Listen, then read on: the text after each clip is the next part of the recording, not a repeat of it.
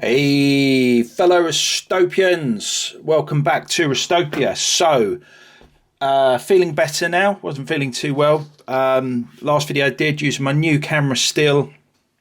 Let's get something in shot so it doesn't look too boring. New camera still. I've found out a couple of things about it. I have upped the quality a bit, as much as I can, because if I up it anymore, it will only record for 5 minutes. That's not going to be too much a problem. Because I obviously need to start editing, so that means I can do multiple 5-minute or clips up to 5 minutes and then edit them. I think the problem with the quality of the last video was more to do with how it went from iMovie to YouTube. So I'm going to play around with that, but I'm going to do another video. I'm going to redo that video again. There's been some updates since then. So hopefully it's of some interest. I think the video was about upgrading the bracelet on my Mondaine STOP2GO. Now, this is the bracelet it came with, the Jubilee style, and I purchased the Oyster style, which is also Mondaine. And now Mondaine say that this bracelet only fits the 41mm automatic watch, but trust me, it does fit the STOP2GO perfectly. There's no problems with it fitting. Trust me, I would know. In fact, I even found it easier to put on than the Jubilee style that came with it. The Jubilee style has quick release pins, which I don't really like. I do like them if they're on a leather strap. Talking of which, let's do a quick pitch maneuver. So I'll talk about this a bit more in a minute, but here we have my Pagani design OP. This is the early on a Tudor deployant clasp with, I think it's a done. Let's have a quick look. What is it? It's a, I got it from let's get that back in. I got it from Watch Specialists. Never used them before. Yeah, it's a done black leather strap with curved ends, WCV 100 in 20mm. Yeah, never heard of Watch Specialists before or used them, but I was looking for a curved end 20mm black leather strap, like matte black plain, which this is. I'll come on to that again in a minute, actually, because the reason I wanted that, as I've said in the last video, was I wanted to try that on here. But I'll come on to that in a moment. Let's just finish off talking about the upgrade of this bracelet. So, as I say, the reason I mentioned that actually was I do like quick release pins. It only has one pin when it's on leather, because you can twist, you can manipulate the strap out of the lugs. On a bracelet, it needs two, because you can't twist it, contort it, so you have to have two. I don't really like them. I've got them on my Longines Zulu Time. I tried to take it off and it didn't really come off, and I stopped trying because I didn't want to take it off anyway. I was just being a big kid playing with them, because I've never had quick release pins on anything up until that point. I have taken this off, put it back on. I actually found it harder to put back on using the pins than I did to get this the Oyster style strap on, that has standard spring bars with a spring bar tool. Now I do use, seen it before, I do use a pair of spring bar tweezers rather than a spring bar tool. Sometimes a spring bar tool's good. These are particularly for Tudor, but they do work on other watches. It ideally needs slightly bigger ends for other watches. These are Tudor specific, but the concept of a tweezer is fantastic if you're taking bracelets on and off. You just need to make sure you got the right ends. You're not going to scratch the lugs, basically, because you just, put them in, squeeze together, pull them out. When you use a spring bar tool, really, you can only like loosen one, and then you have to go over to the other one, and one of them's going to scratch the inside of the lugs. But yeah, tweezers brilliant. So yeah, I don't like these quick release on a bracelet. I'd rather have a normal spring bar. They may be a bit of a liability as well. If they fail. I mean, people have mentioned they might fail and then they strap. I don't know, but yeah, I just don't like them. I'd rather just have normal spring bars on my bracelet. So what's the differences between these two? Right, I've got a little list here. So I mentioned that this watch was quite light when it arrived with this bracelet on. It was noticeably light, even in the packaging. Before I undid anything, oh, that's a light box. The Oyster style is, I would say, twice as heavy. If you want to know how the difference is, I will weigh them, and I'll let you know if you let me know in the comments below. But I'd say this bracelet is twice as heavy. It's turned what felt to me like a light watch, an overly light watch in a way that I didn't like, into a heavier one, a more substantial one, which I much prefer. Some people may like a lighter watch. I prefer it to have a bit of substance. The other downsides, let's get to the downsides. Some people might feel that the watch, being quite a dressy piece, suits a Jubilee style. I don't really like Jubilee bracelets. I think that the dial is quite plain, and so that's overly fussy. Whereas this is plainer because there's only 3 links per, width wise. I think it goes better.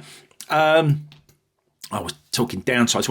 Now, the Jubilee does have a very, very slight taper, whereas the Oyster does have a very slight taper, whereas the Jubilee... start again. The Jubilee does have a very slight taper, whereas the Oyster is completely straight. There's no taper on that whatsoever. Which is a bit of a shame, really. Now, the other downside is, some people may feel is a downside, is that's a dive style clasp is maybe very much overkill for this style of watch, and that I'm going to have to. Still not completely well, unfortunately. I apologise. The more dressier clasp on the Jubilee bracelet, some people will feel, and I'd kind of agree, really goes better with the watch than a big, massive, chunky dive style safety clasp one. And that sort of leads on to so this bracelet was the Mondaine say only fits a different watch, but it actually looks exactly the same as that one. It doesn't look any different. It's just that it's the automatic with a crown rather than the STOP2GO with that currently this new version has no crown. So it would look exactly the same on that watch. Now, I think what they should have done with this, they should have given it a taper, gone from 20mm. I mean, ideally it should have been 21mm. I'm a big fan of 21mm lugs. A 41mm watch with 20mm lugs looks a bit silly to me. It should be bigger lugs but it isn't. So, but I think they should have put some taper on here. It should have gone down to 18. And then even if it had the big dive style clasp, it would have been less wide. It would have looked more in keeping with this watch, I think. I think that's a mistake with this bracelet. I'm not, Mondaine. I only bought this watch for the movement. I'm not a massive fan of their watches. For guys, for ladies, yes. Guys, no. But I do love that dial and I do love that movement. So I thought I'd give it a go. So the other differences in the bracelet. So I've mentioned a couple that I think are negatives or potential negatives, depending on what you like. So it's heavier. It's chunkier as well. It's heavier because it's chunkier, basically, isn't it? Quite strange profile to those Jubilee style end links. So it's chunkier. The other thing that's better on this one is so the Jubilee, the original, has a pressed steel clasp. I'm not. I'm not going to. I don't mind too much about a pressed steel clasp, but obviously a mill clasp, as this one has, is much better. This was £38. First Class Watches charged me for this. They ordered it for me. It's not on their, it's not something they stock on their website. But I mentioned that I was probably going to get another clasp and another bracelet. And he asked, and he said, "What's the model number? I'll order it." And yeah, they charged me £38 for it, which I thought was really great because it actually shows us £50 on the Mondaine website. The other thing with mentioning £50 is that the difference in price. What I should have done, probably, as I'm not going to use this, I should have bought this on the vegan leather strap, if there's such a thing as vegan leather, because that was £50 less. I don't know how that would have affected my discount and price match and stuff. So, but yeah, I wasn't really to know that this one was going to fit. This one, I took a punt on this fitting. If it hadn't fitted, I'd have been a bit buggered. So I kind of, with hindsight, it would have been great, but I think I had no option really but to order it on the Jubilee style. Also, I may have liked it on the Jubilee style. I mean, I don't. I prefer this, but I may have. So it's got a it's got a mill clasp, has 6 positions of micro adjust, which is great. It fitted my 7.5 or just under 7.5 inch wrist out of the box. I haven't taken any links out. I've still got, I can still, I can't see where it is. I think I can still make it one tighter as well if I needed to. Out of the box, it's push pin links. So no big deal to taking the link out, but it was just nice not to have to do that. And what else? I can't read my own handwriting. Mentioned zero taper, quick release. I've mentioned everything about that bracelet now, so that's basically the differences between the two as I see them. Just going back to the watch itself, I didn't mention in the original unboxing effectively of it. You've got a what's it called? A hand alignment. That's the word I was looking for. A hand alignment function on this watch, which you operate using the push button on the side. The previous model had an odd-shaped crown. It worked in exactly the same way. You could still align the hands with it. So I align the hands first. I think that's quite a handy function because I don't like, my OCD doesn't like hands that don't align. So you can align them first and then you use the tool to set the watch. But I didn't mention it had a hand alignment function, which I think is great. I also didn't mention the loom. Now this has loom applied to the back of the hour and minute hand, and so you can't see it, so that allows it to be a completely black indiced and handed watch. Grand Seiko also don't have loom, and I think that works for them, as I've said in previous videos, because it means that everything's just really, really shiny silver, Zaratsu polished probably. And I think that works well, but Grand Seiko don't have any loom, whereas this, although it visually doesn't have any loom, it actually does have it behind on the back of the hands. And if I give that a bit of, bit of, I don't know if you can see that. I'll turn the light off, or one of them off. So I think you can just about see, that green glow like a shadow. It does look very impressive when it's pitch black, but you do have to, I found you do have to use a torch to energize the loom. I found that in just regular use, it's almost as if the whatever loom they've applied to the back of the hand is not getting enough light to generate. And in reality, when I've worn the watch and then gone to bed, you can't see the loom. It's like it hasn't, maybe I've had a cut, maybe in the summer when it's lighter, I suppose you're not going to bed you might be in the summer, but 9 o'clock it's still light, isn't it? But yeah, I found that it doesn't seem to loom.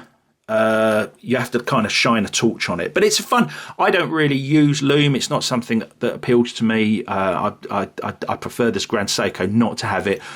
But I know a lot of people do like it, but it's a little bit of a party trick for me. And also, if you have to use kind of a torch to make it do its magic, but it does look fantastic once having that white dial and black hands and indices with that lovely green loom shadow behind. I think it looks a bit like Northern Lights. That's what it reminds me of, actually. I've only just thought of that, but it looks a bit like Northern Lights. Anyway, so I think I've covered everything. Oh, one other thing I didn't mention. So this one doesn't have a crown. The previous one did, but it was an odd-shaped crown. I think what they should have done on this one, it's a bit weird not having a crown because I put the watch and go to put it on upside down because you haven't got that crown to help you. I think what they should have done now, one reason it might not have a crown is so it looks more like a clock than a watch, but it is a watch, so I think it would look better with a crown. I didn't like the shape of the crown on the previous one.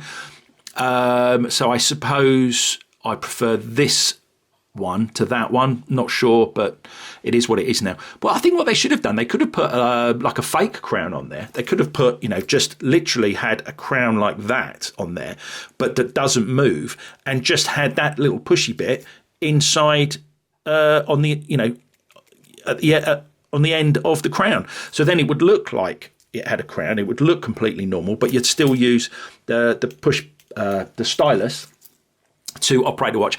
But yeah, you know, maybe that's what they'll do for version number 3. But that would be I think that would have just worked better. But you know, it is what it is. Now, one last thing that has happened since I recorded the last video. As I said, I've got this leather strap that came. Now that was meant to go on here, but it didn't quite fit. The trouble with you know, anything curved ended that fits to the case, normally it has to be made specifically. So I've got some rubber straps, I've got Rubber B and Everest and stuff, but they're made specifically for a specific watch. The Vanguard ones I have are also like that, but they don't fit very well. Anyway, you can watch a video on that if you they got horrible bent spring bars. They're bent, not curved. They're just bent, like someone just got them and they're going. Anyway, so generally speaking, if it's fitted to case, it has to be made for that watch because of the distance from the case to the pinholes on the lugs. Now, this was £35 delivered. I thought I'd give it a go. It doesn't fit the Mondaine, unfortunately. I was going to maybe try and cut it a bit, but that's just a bit of a bodge. So then I thought I'll try it on another watch that has longer lugs, basically. And this Pagani design does have significantly longer lugs, and it actually fits it perfectly. I've actually drawn in pen on the back there, the bit that sort of needs to give some idea of what needs to come off it to potentially fit this, but I'm not going to do that. I don't think, because yeah, it's just a bodge. But yeah, it fits on this Pagani design beautifully. I think it might make me wear this watch, which I wouldn't normally wear. And yeah, lovely with that Tudor deployant clasp on there. I just don't do pin buckles, you know. It's got to be, it's not safe, you know. You're going to put it on, you drop it, whereas deployant clasp, once it's over there, it's not going anywhere, it's not going to fall on the floor. But yeah, so I really do like that. I kind of felt I wouldn't like fitted to case leather. So to explain what I mean by that, my Tissot has a straight ended leather strap, so there's that gap there, as you can probably see through the computer. You can probably see it. Let's put something white behind there. You know, there's you know, you can imagine what that, if you can see it, there's a big gap. It's not a huge gap, but it does depend on how long those lugs are and where the holes for the spring bars are on it. But yeah, that's a straight strap with a straight bar. That's a completely curved fitted to case strap that still actually has a straight bar in it. And then in the middle of these two, you can have a curved strap, but that isn't fitted to case. So it's got a curve to it, but there's still a gap there. I actually quite like the look of those. They tend, I think, to have then curved spring bars. And there's a difference between curved spring bars and bent spring bars. Obviously that kind of, you know, you can only fit it with that shape spring bar. So yeah, I might try and get one. The strap tailor said they'd do one for me. I will ask them if I could have spare spring bars in case, you know, because you're a bit stuffed if they're curved rather than bent. Yeah, but I know you can get curved spring bars. I think Breitling do a strap that has, and by curved I mean they're fully curved, not a straight one that's just got a in it. So yeah, so that was the strap that was meant to go on here, but it didn't fit, unfortunately. Did get really good service from the watch specialist, so maybe check them out. I've only used them for this, I don't know too much about them. Came next day. I was really pleased with the service. But yeah, that was meant to go on there. It's not going to go on there. I'm going to keep it on here. So I've sort of got this I've got a new watch to wear. Look at that, new toy to play around with that I'm really pleased with, and I get to use that Tudor deployant as well. So I think I've covered everything. Hopefully I can upload this video. Hopefully the quality will be will be okay, and if not, I'll have to get into editing and whack the camera up to its maximum quality and do some editing. But yeah, hopefully you've enjoyed that. Stick with me. A light's coming today, so that things will be better lit, because I'm in this camera angle. I'm sitting in front of, I'm sitting between the light and the watch. So hopefully when the light comes, it will be nice, and if not, I'll just buy another one until I get a nice enough light to light this area, and hopefully I'll sort out the issues with the camera so the quality will be higher. And I'll stop saying I'm an Aaron.